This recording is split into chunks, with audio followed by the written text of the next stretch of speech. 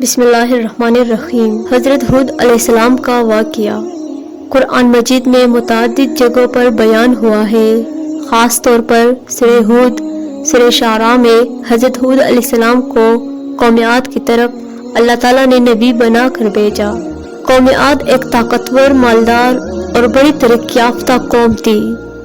قوم عاد کی خصوصیت: قوم عاد کو اللہ تعالیٰ نے طاقتور جسمانی قوت عطا کی تھی۔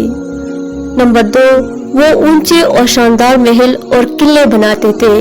نمبر 3، دنیاوی لحاظ سے ترقی یافتہ تھے لیکن روحانی طور پر بے حد گمراہ۔ نمبر 4، بت پرستی اور سرکشی میں مبتلا تھے، اللہ کو بھول چکے تھے۔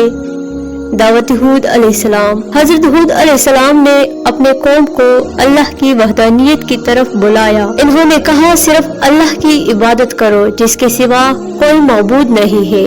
اپنی طاقت اور مال پر غرور نہ کرو، ظلم و زیادتی سے باز آؤ، اللہ کی عذاب سے ڈرو۔ حضرت ہود علیہ السلام کی نصیحت: اے میرے قوم، اللہ کی عبادت کرو، تمہارے لیے اس کے سوا کوئی معبود نہیں۔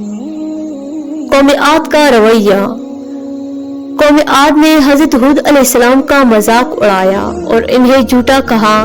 انہوں نے کہا کہ ہمارے آباء و اجداد بھی یہی کرتے تھے، ہمیں عذاب کا کوئی ڈر نہیں۔ پھر اپنی طاقت پر غرور کرتے ہوئے کہا، ہمیں کوئی نقصان نہیں پہنچا سکتا اللہ کا عذاب۔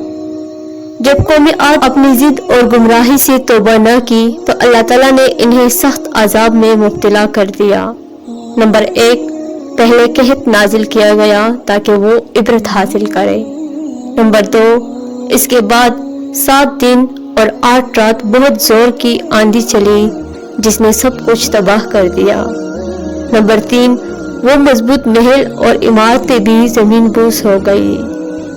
قرآن مجید میں ذکر: اور قوم عاد کو ہم نے تباہ کر دیا اور ٹھنڈی ہوا سے، جو مسلسل 7 دن اور 8 راتیں چلتے رہی۔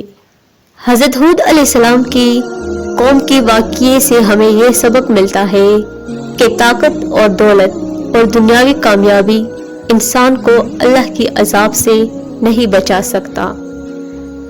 اللہ کی نافرمانی، ظلم اور تکبر کا انجام ہمیشہ ہلاکت اور تباہی ہے۔ تو ناظرین، اگر یہ ویڈیو